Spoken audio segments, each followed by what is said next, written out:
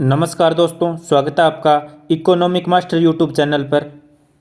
आज हम देखेंगे बजट 2025-26 के बारे में। साथियों, संविधान के अनुच्छेद 112 में वार्षिक वित्तीय विवरण का वर्णन है।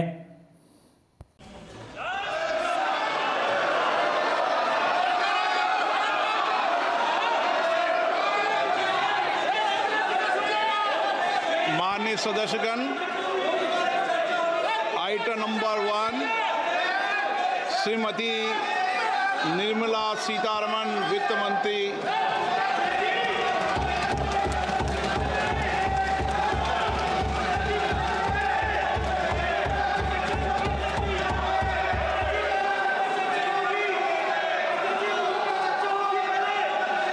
यह नरेंद्र मोदी की नेतृत्व में बनी तीसरी सरकार का पहला पूर्ण बजट है। यह वित्त वर्ष 2025-26 का बजट है। I present the budget for 25-26. वित्त मंत्री निर्मला सीतारमण ने बताया, यह बजट विकास में तेजी लाने, समावेशी विकास सुनिश्चित करने, निजी क्षेत्र के निवेशों में नई जान डालने, परिवारों के मनोभाव में उल्लास भरने और भारत के बढ़ते मध्यम वर्ग की खर्च करने की शक्ति को बढ़ाने के लिए सरकार के प्रयास हैं। वित्त मंत्री ने बताया, हमारी अर्थव्यवस्था सभी प्रमुख वैश्विक अर्थव्यवस्थाओं के बीच सबसे तेजी से बढ़ने वाली अर्थव्यवस्था है। Our economy is the fastest growing among all major economies.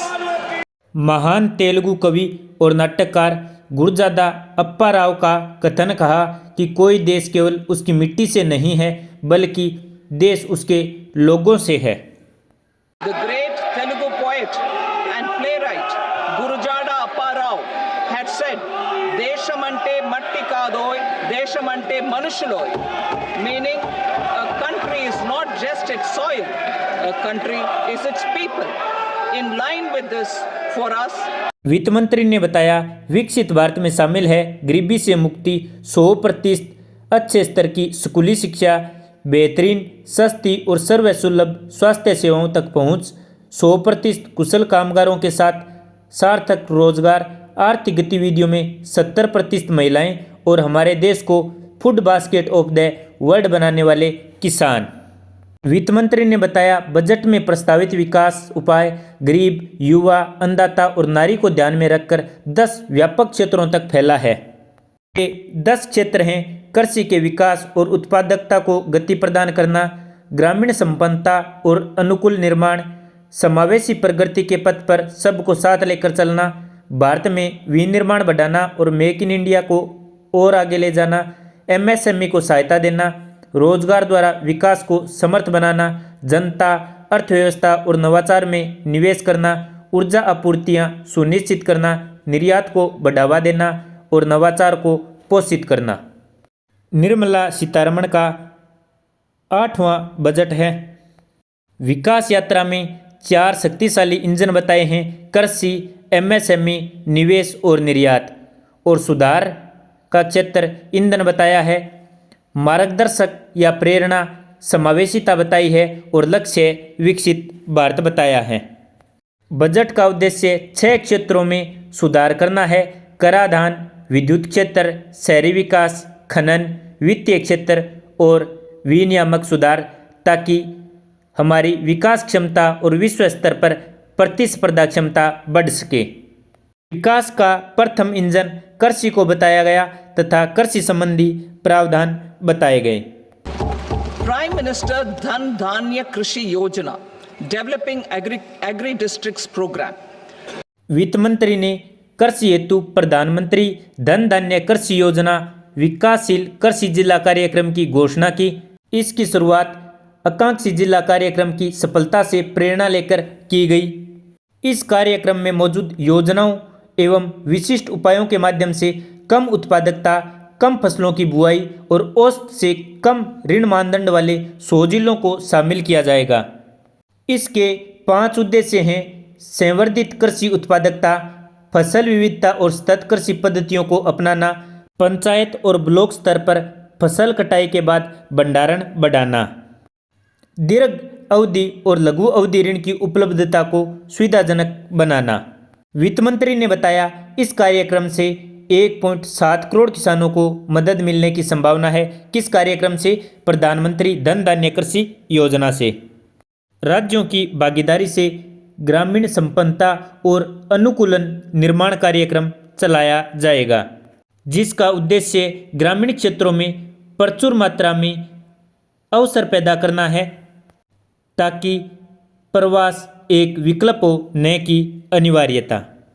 इसके अंतर्गत कौशल निवेश प्रौद्योगिकी के माध्यम से कृषि में कम रोजगार का समाधान होगा और ग्रामीण अर्थव्यवस्था में नई जान डाली जाएगी।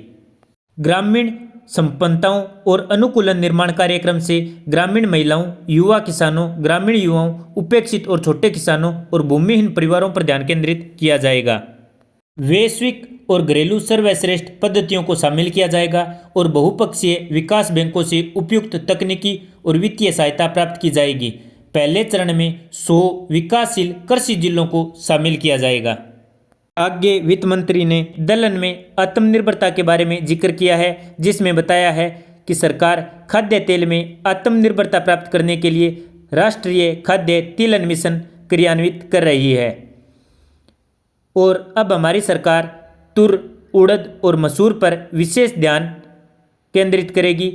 इसके साथ 6 वर्षीय दलहनों में आत्मनिर्भरता मिशन आरंभ करेगी। केंद्रीय एजेंसियों नेफेड और एनसीसीएफ में पंजीकरण और इनसे करार करने वाले किसानों से अगले 4 वर्षों के दौरान ये एजेंसियां 3 दलहनों की उतनी खरीद करने को तैयार रहेंगी जितनी उनके पास लाई जाएंगी। इसके बाद वित्त मंत्री ने सब्जियों और फलों के लिए व्यापक कार्यक्रम के बारे में जिक्र किया। Comprehensive program for vegetables and fruits. जो राज्य की भागीदारी से शुरू किए जाएंगे। इसके लिए संस्थानिक तंत्र स्थापित किए जाएंगे और किसान उत्पादक संगठनों और सहकारी समितियों की भागीदारी सुनिश्चित की जाएगी। मखानों के उत्पादन, प्रसंस्करण, मूल्य संवर्धन और विपणन में सुधार लाने के लिए बिहार में मखाना बोर्ड स्थापित करने की घोषणा की। Makhana board in Bihar. Makhana board makhana किसानों को पथ प्रदर्शन और प्रशिक्षण सहायता उपलब्ध कराएगा। राष्ट्रीय उच्च पैदावार बीज मिशन की घोषणा की गई। A national mission on high yielding seeds will be launched. जिसका उद्देश्य अनुसंधान परिवेश को बढ़ावा देना, उच्च पैदावार, कीट प्रतिरोधी और जलवायु अनुकूलन के गुणों से संपन्न बीजों का लक्षित विकास और प्रचार करना। जुलाई 2024 से जारी किए गए बीजों की 100 से अधिक किस्मों को वाणिज्यिक स्तर पर उपलब्ध कराना होगा। वित्त मंत्री ने बताया भारत मत्स्य उत्पादन और जलीय कृषि के क्षेत्र में विश्व भर में दूसरा सबसे बड़ा उत्पादक देश है। India ranks second largest globally in fish production and aquaculture. Seafood export यानी समुद्री खाद्य निर्यात का कुल मूल्य 60,000 करोड़ रुपए है। समुद्री क्षेत्र की संभावनाओं के द्वार खोलने के लिए सरकार अंडमान और निकोबार तथा लक्षद्वीप जैसे द्वीपों पर विशेष ध्यान देने के लिए भारतीय विशिष्ट आर्थिक क्षेत्र और गहरे समुद्रों से सतत मछली पकड़ने को बढ़ावा देने के लिए अनुकूल फ्रेमवर्क लाएगी। वित्त मंत्री ने कपास उत्पादकता मिशन की घोषणा की। A mission for cotton productivity. 5 वर्षीय कपास उत्पादकता मिशन के माध्यम से उत्पादकता और वहनीयता में पर्याप्त सुधार लाया जाएगा। अधिक लंबे रेशे वाली किस्मों को बढ़ावा दिया जाएगा। साइंस एंड टेक की सर्वोत्तम सहायता उपलब्ध कराई जाएगी। इससे वस्त्र क्षेत्र के लिए 5F समेकित विजन के अनुरूप किसानों की आमदनी बढ़ेगी और गुणवत्तापूर्ण कपास की निरंतर आपूर्ति सुनिश्चित होगी। केसीसी यानी किसान क्रेडिट कार्ड के माध्यम से अधिक ऋण की घोषणा की गई। केसीसी ऋण की सीमा 3 लाख से बढ़ाकर 5 लाख कर दी गई। इससे 7.7 करोड़ किसान, मछुआरे और डेयरी किसानों को अल्पकालिक ऋण सुविधा उपलब्ध होगी। यूरिया उत्पादकता में आत्मनिर्भरता प्राप्त करने हेतु सरकार ने पूर्वी क्षेत्रों में निष्क्रिय पड़े 3 यूरिया संयंत्रों को पुनः चालू करने की घोषणा की है तथा असम में 12.7 लाख मीट्रिक टन की वार्षिक उत्पादन क्षमता वाला एक यूरिया संयंत्र नामरूप में स्थापित करने की घोषणा की है। ग्रामीण अर्थव्यवस्था के लिए उत्प्रेरक के रूप में भारतीय डाक का उपयोग किया जाएगा। 1.5 लाख ग्रामीण डाकघर वाले भारतीय डाक को भारतीय डाक पेमेंट बैंक और 2.4 लाख डाक सेवकों के विशाल नेटवर्क की सहायता से ग्रामीण अर्थव्यवस्था के उत्प्रेरक के रूप में कार्य करने के लिए तैयार किया जाएगा। भारतीय डाक को विशाल सार्वजनिक लॉजिस्टिक संगठन के रूप में बदला जाएगा। सरकार सहकारी क्षेत्रों के लिए एनसीडीसी के ऋण कार्यों के लिए सहायता प्रदान करेगी।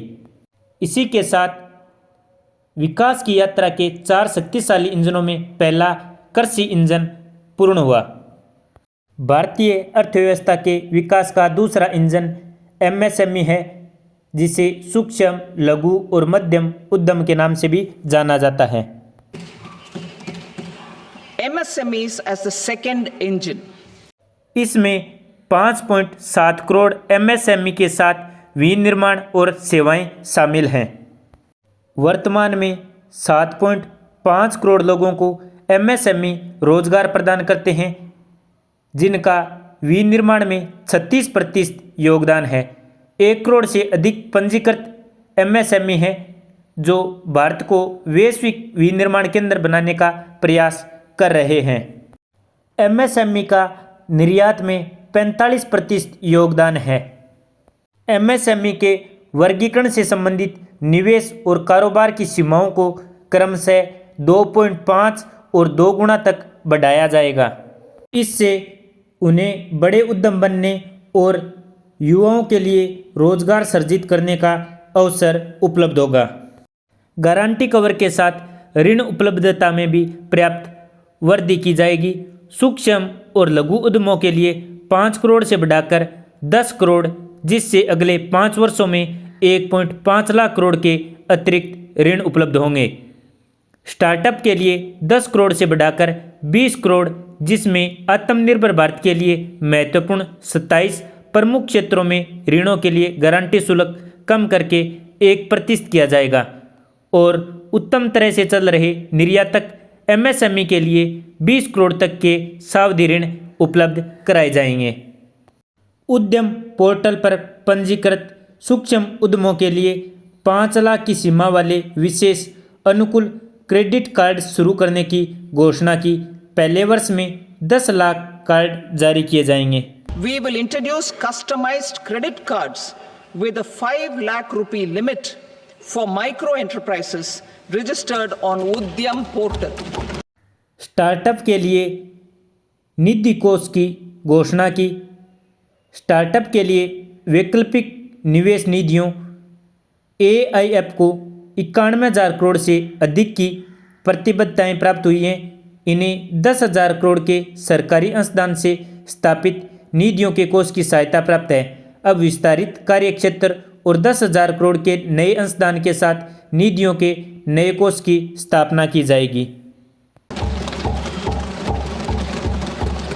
A new scheme will be launched for 5 lakh women, scheduled castes and scheduled tribes, first-time entrepreneurs. This will provide term loans up to 2 crore rupees during the next 5 years. 5 lakh महिला, अनुसूचित जाति और अनुसूचित जनजाति के पहली बार के उद्यमियों के लिए एक नई योजना की घोषणा की गई। इससे अगले 5 वर्षों के दौरान 2 करोड़ तक का सावधिक ऋण उपलब्ध करवाया जाएगा। इस योजना में सफल स्टैंड अप इंडिया स्कीम से प्राप्त अनुभवों को शामिल किया जाएगा। उद्यमशीलता और प्रबंधकीय कौशल के लिए ऑनलाइन क्षमता निर्माण कार्यक्रम भी आयोजित किए जाएंगे। श्रम संगठन क्षेत्र में रोजगार और उद्यमशीलता के अवसरों को बढ़ावा देने के लिए सरकार विशिष्ट नीतिगत और सहायता उपाय करेगी। फुटवियर और लेदर क्षेत्रों के लिए फोक्स प्रोडक्ट स्कीम की घोषणा की गई। इस स्कीम के तहत लेदर क्षेत्र की उत्पादकता, गुणवत्ता और प्रतिस्पर्धा बढ़ाई जाएगी। इसमें लेदर के अलावा बिना लेदर वाले गुणवत्तापूर्ण फुटवियर के उत्पादन हेतु आवश्यक डिजाइन क्षमता, घटक विनिर्माण और मशीनों के लिए सहायता दी जाएगी। इस स्कीम से 22 लाख व्यक्तियों को रोजगार मिलने की संभावना है। 4 लाख करोड़ का कारोबार और 1.1 लाख करोड़ से अधिक का निर्यात होने की उम्मीद है। राष्ट्रीय खिलौना कार्य योजना के आधार पर भारत को वैश्विक खिलौना केंद्र बनाने के लिए एक योजना कार्यान्वित करने की बात कही गई। इस योजना में क्लस्टरों, कौशलों और ऐसे विनिर्माण इकोसिस्टम के विकास पर जोर दिया जाएगा जिससे उच्च गुणवत्ता वाले अनूठे, नवीन और पर्यावरण अनुकूल खिलौने बनाए जा सकेंगे जो मेड इन इंडिया ब्रांड का प्रतिनिधित्व करेंगे। पूर्वोदय प्रतिबद्धता के अनुरूप बिहार में राष्ट्रीय खाद्य प्रौद्योगिकी उद्यमशीलता और प्रबंधन संस्थान स्थापित करने की घोषणा की। इससे किसानों के उत्पादों के मूल्य संवर्धन के माध्यम से उनकी आमदनी बढ़ेगी, युवाओं को कौशल प्रशिक्षण, उद्यमशीलता और रोजगार के अवसर प्राप्त होंगे। मेक इन इंडिया को आगे बढ़ाने के लिए विनिर्माण मिशन की घोषणा की। इसके अंतर्गत लघु, मध्यम और बड़े उद्यमों को शामिल किया जाएगा।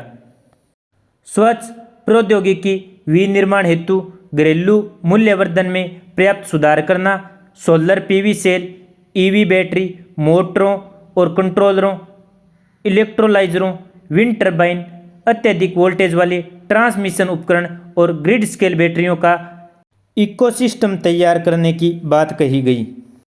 विकास के दूसरे शक्तिशाली इंजन एमएसएमई में इन बातों का जिक्र किया गया। Investment as the third engine.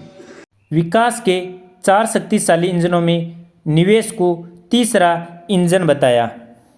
इसके अंतर्गत लोगों में निवेश, अर्थव्यवस्था में निवेश और नवाचार में निवेश शामिल है।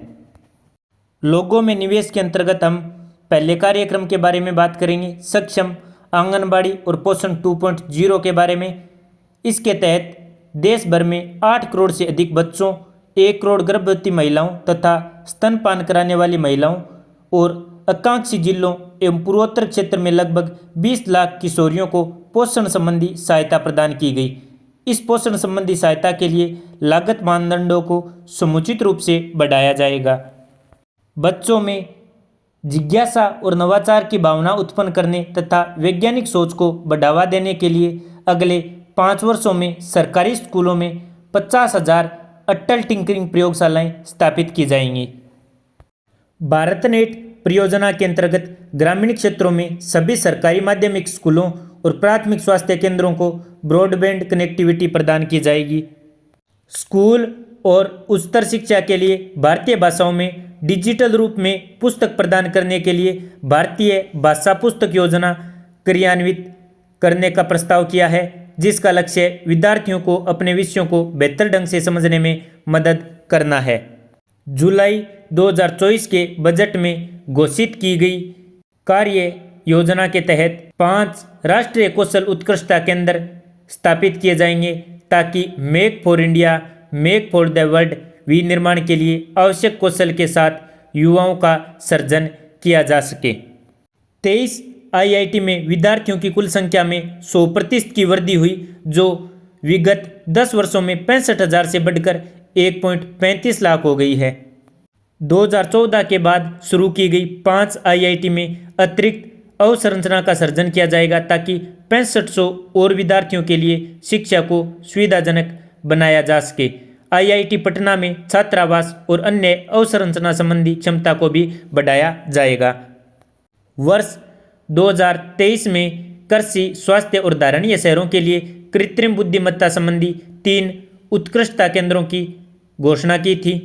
अब 500 करोड़ के कुल परिव्यय से शिक्षा हेतु कृत्रिम बुद्धिमत्ता संबंधी एक उत्कृष्टता केंद्र स्थापित किया जाएगा। वित्त मंत्री ने चिकित्सा शिक्षा के विस्तार के बारे में भी बात की। सभी जिला अस्पतालों में डे कैंसर केंद्र स्थापित करने की घोषणा की। अगले 3 वर्षों में सभी जिला अस्पतालों में डे केयर कैंसर केंद्रों को स्थापित किया जाएगा। वर्ष 2025-26 में 200 केंद्र स्थापित किए जाएंगे। शहरी आजीविका सुदृढ़ीकरण हेतु एक स्कीम क्रियान्वित की जाएगी। पीएम स्वनिधि योजना के तहत 68 लाख स्ट्रीट वेंडरों को लाभान्वित किया गया है। इस स्कीम को बैंकों से संवर्धित ऋण 30,000 की सीमा के साथ यूपीआई लिंक्ड क्रेडिट कार्डों और क्षमता विकास सहायता के साथ नवीनीकृत किया जाएगा। ऑनलाइन प्लेटफॉर्मों के गिग कामगारों के लिए अब ई श्रम पोर्टल पर पंजीकरण की व्यवस्था की जाएगी। उन्हें पीएम जन आरोग्य योजना के अंतर्गत स्वास्थ्य देखभाल प्रदान की जाएगी। इन उपायों से लगभग 1 करोड़ कामगारों को सहायता मिलने की उम्मीद है। अब साथियों हम अर्थव्यवस्था में निवेश के बारे में बात करेंगे। अवसंरचना से जुड़ा प्रत्येक मंत्रालय 3 वर्ष पाइपलाइन वाली परियोजनाओं को लाएगा, जिन्हें पीपीपी मोड में क्रियान्वित किया जा सकेगा। इसके लिए राज्यों को भी प्रोत्साहित किया जाएगा और आईआईपीडीएफ भारत अवसंरचना परियोजना विकास निधि स्कीम से सहायता भी प्राप्त कर सकेगा। पूंजीगत व्यय और सुधारों के लिए प्रोत्साहन हेतु राज्यों को 50 वर्ष की अवधि वाले ब्याज मुक्त ऋणों हेतु 1.5 लाख करोड़ रुपए के परिव्यय का प्रस्ताव किया जाता है। वर्ष 2021 में घोषित प्रथम परिसंपत्ति मौद्रीकरण योजना की सफलता को आगे बढ़ाते हुए नई परियोजनाओं में 10 लाख करोड़ रुपए की पूंजी निवेश के लिए वर्ष 2025-30 हेतु द्वितीय परिसंपत्ति मौद्रीकरण योजना को शुरू किया जाएगा। इस योजना को सहायता प्रदान करने के लिए विनियामक और राजकोषीय उपायों को सुसंगत बनाया जाएगा। वर्ष 2019 से 15 करोड़ से अधिक परिवारों को नल से पेयजल प्रदान किया गया, जो ग्रामीण आबादी का 80% हिस्सा है। 100% कवरेज हासिल करने के लिए बढ़े हुए कुल परिव्यय के साथ इस मिशन का विस्तार 2028 तक करने की घोषणा की गई। यानी जल जीवन मिशन को अब बढ़ाकर 2028 तक कर दिया गया है 100% कवरेज प्राप्त करने के लिए।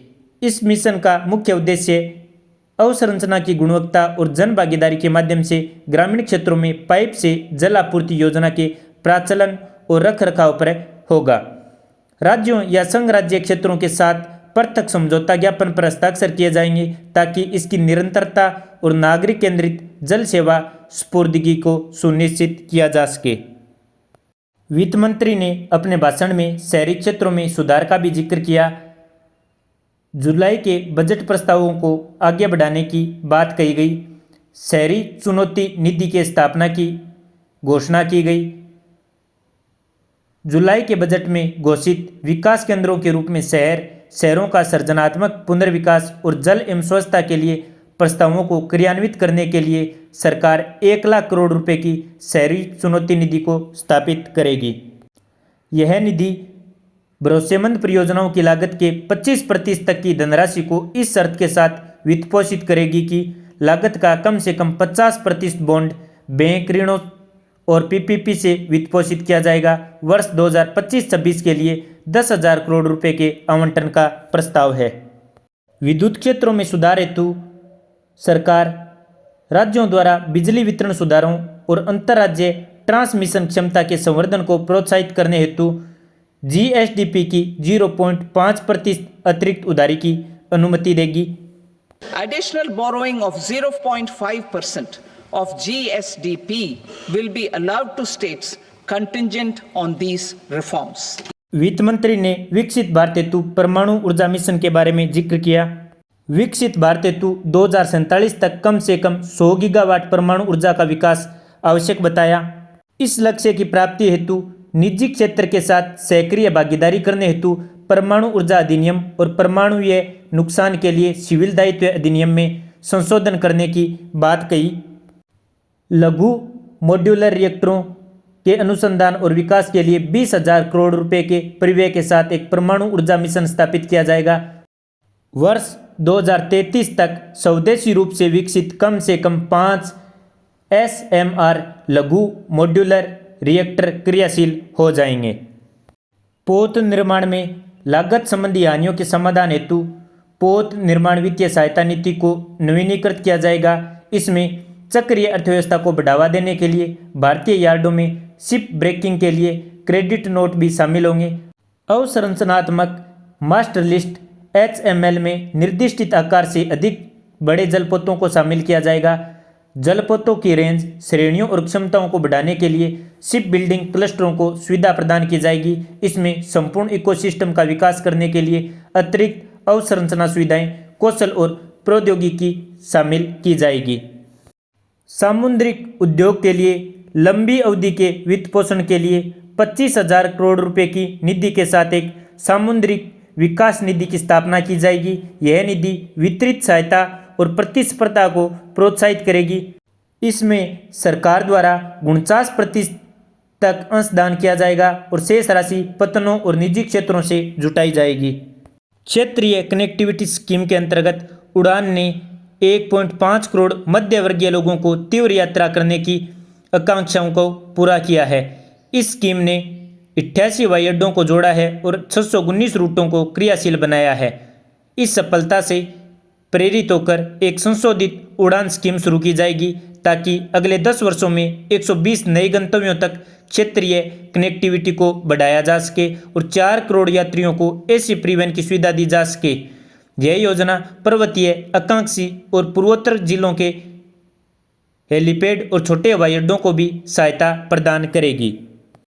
बिहार में पटना एयरपोर्ट और बिहटा में ब्राउनफील्ड एयरपोर्ट की क्षमता में विस्तार के अलावा एक ग्रीनफील्ड एयरपोर्ट बनेगा। बिहार के मिथिलांचल में पश्चिमी कोसी नहर परियोजना हेतु सहायता प्रदान की जाएगी, जिससे 50,000 हेक्टेयर से अधिक भूमि पर बड़ी संख्या में खेती करने वाले किसानों को लाभ मिलेगा। खनन क्षेत्र में सुधार हेतु राज्य खनन सूचकांक की स्थापना की जाएगी। अवशिष्ट पदार्थों से महत्वपूर्ण खनिज प्राप्त करने के लिए एक नीति तैयार की जाएगी। किफ़ायती और मध्यम आय आवास के लिए विशेष विंडो स्वामी है 2.0 की घोषणा की गई।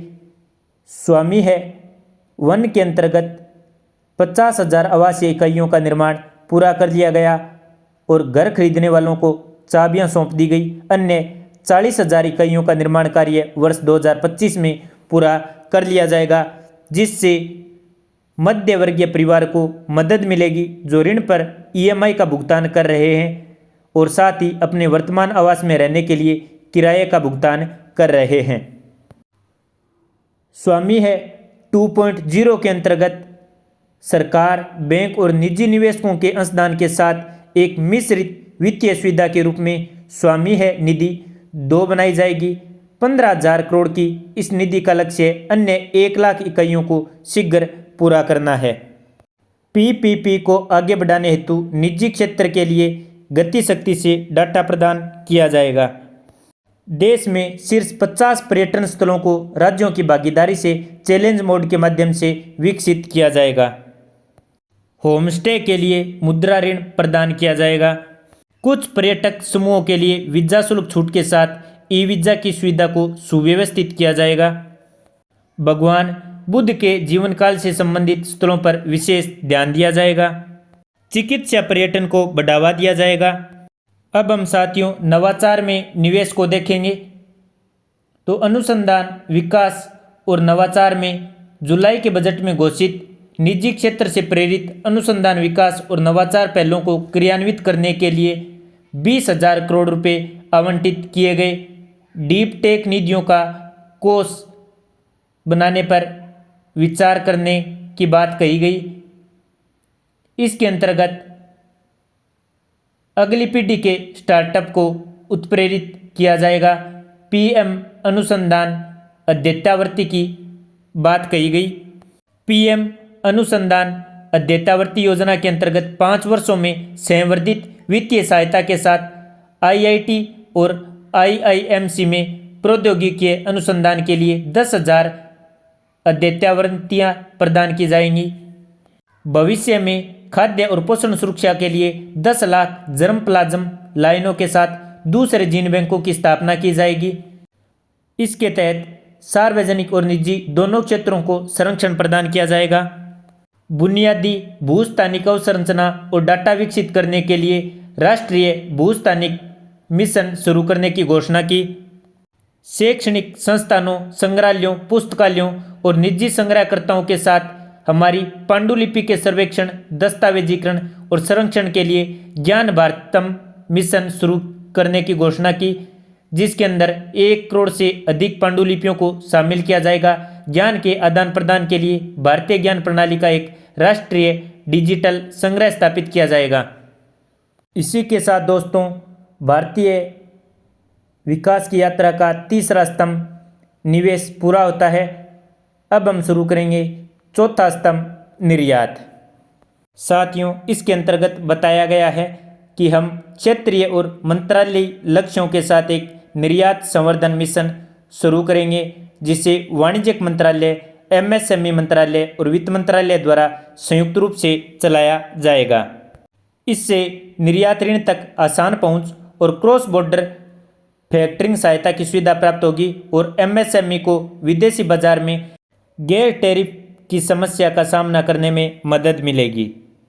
व्यापार प्रलेखीकरण और वित्तपोषण समाधानों के लिए एक एकीकृत प्लेटफॉर्म के रूप में अंतर्राष्ट्रीय व्यापार हेतु भारत ट्रेड नेट यानी BTN नामक एक डिजिटल सार्वजनिक अवसंरचना की स्थापना की जाएगी। यह एकीकृत लॉजिस्टिक इंटरफेस प्लेटफॉर्म में सहयोग प्रदान करेगा। BTN को अंतर्राष्ट्रीय पद्धतियों के साथ सुसंगत बनाया जाएगा। वैश्विक आपूर्ति श्रृंखला के साथ एकीकरण हेतु सहायता प्रदान की जाएगी। उभरते हुए Tier 2 के शहरों में वैश्विक क्षमता केंद्रों को बढ़ावा देने के लिए अर्थात GCC के लिए राष्ट्रीय फ्रेमवर्क तैयार किया जाएगा।